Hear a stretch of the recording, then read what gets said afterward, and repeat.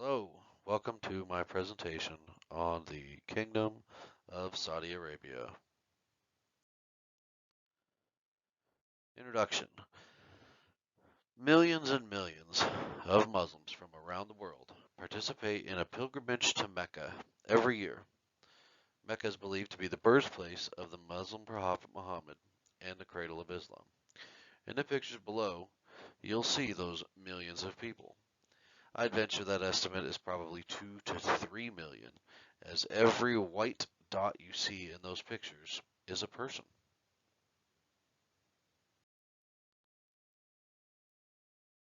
Brief overview. Saudi Arabia is a giant country in the Middle East. They have a vast majority of land and wealth of the entire Arabian Peninsula. Dietary laws of Islam forbid people to eat pork and drink alcoholic beverages. Alcohol is strictly outlawed in the country of Saudi Arabia. Arabic is the official language of Saudi Arabia. Saudi Arabia is the birthplace of Islam, and Saudi Arabia is still to this day ruled by a king.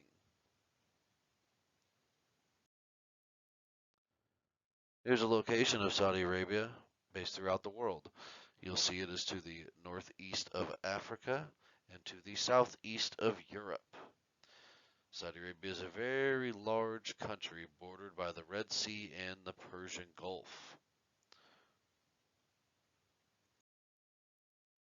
Saudi Arabian cuisine, it, like American cuisine, differs from region to region. The most common food item that will be eaten is lamb and rice. Food culture. Kapsa, which is the main dish, is eaten every day.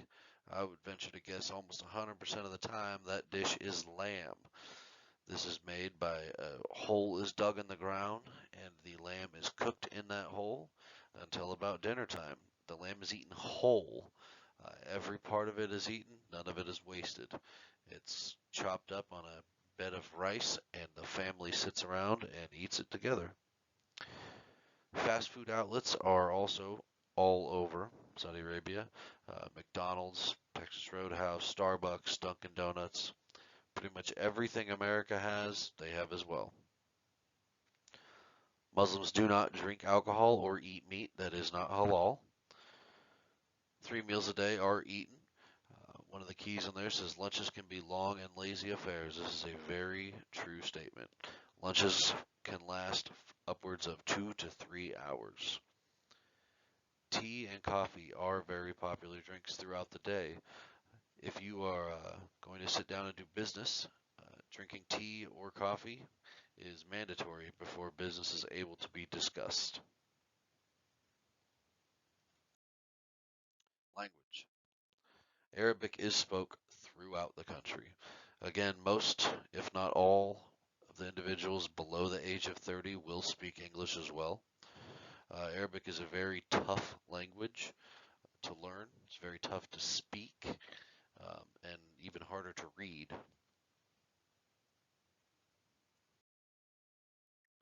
Dialect. Just like America, Boston folks, those from the northeast of the country have a very strong accent. Those from Texas have a very strong accent. And the Northwest is known for the lack of accent. Saudi Arabia also has distinct dialects. Those major parts of the country could almost be considered states if they divided themselves up that way, which they don't. Each of those areas have their own dialect of Arabic. They also possess their own food culture and their own way of life.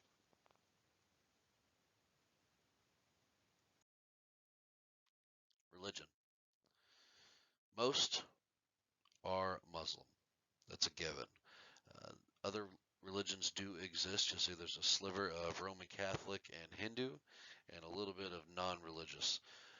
Those are most likely foreigners or people who have moved to the country.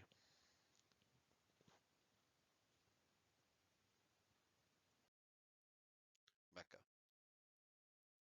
As we described the very beginning of the introduction, Mecca is the holiest of Muslim cities. The Prophet Muhammad was believed to have been born in Mecca. Uh, 5 times a day, when the call to prayer happens throughout the country, Muslims will actually turn and bow in prayer towards the great call to prayer uh, resonating from Mecca. And again, once in their lives, all devout practicing Muslims will attempt a Hajj, which is a pilgrimage to Mecca, once in their lifetime. Only Muslims are allowed to enter the city. When you're driving through Mecca or anywhere around it, there are exits for Muslims and exits for non-Muslims. There are highways for Muslims and highways for non-Muslims. Tried to find pictures of those signs just to put those up and couldn't find one. Saudi Arabia is still ruled by a monarchy, the king and his family, the crown princes. It's been the same family ruling from the beginning of their time, which is the Al Saud family.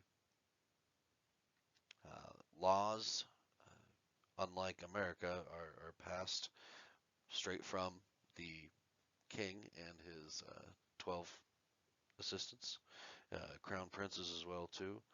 Um, Not like America, where a law would have to go through lengthy legislation. The king can just pass a law as he sees fit. Economy. Saudi Arabia is a very wealthy country. There, the wealth does originate from its oil. Saudi Arabia possesses 16% of the world's petroleum reserves. It is obviously their number one export from that country. They're trying to diversify inside themselves to be known and to produce more than just oil, so that way they can be a benefit to other countries as well too.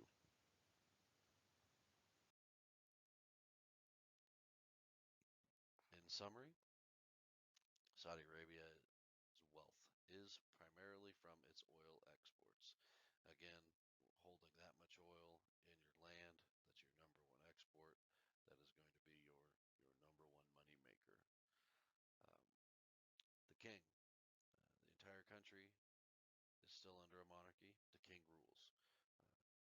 It will be that way for the foreseeable future. The food is different, different good, not necessarily different bad. I've eaten traditional dishes. I've eaten at restaurants. Um, some of them are very, very good, very pleasant food. Uh, but again, it is different. Eating with your hands in the traditional meal is something that can take a little bit getting used to. Religion is a major part of life for every Saudi citizen. It's not optional for Saudis themselves. There actually used to be a religious police called the Mutawa who could and would arrest Saudi males if they weren't at their call to prayer or praying at one of the points during the day. If they were out driving down the street, the Mutawa could pull them over and take them to jail. Again, most Saudis speak Arabic and English, as with most countries in the world. I'd say everybody under the age of 35 to 30 uh, is taught English in school.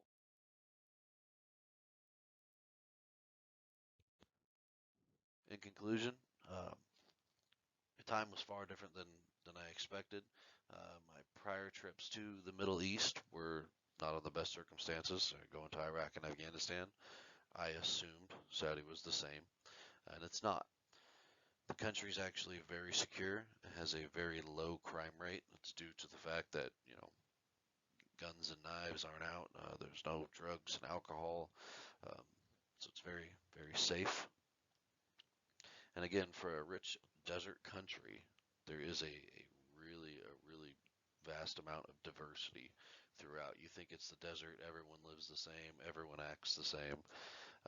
That's not actually the truth. Couldn't be further from it. Going from the west to the east, you may as well be entering a different country. I hope you enjoyed my presentation.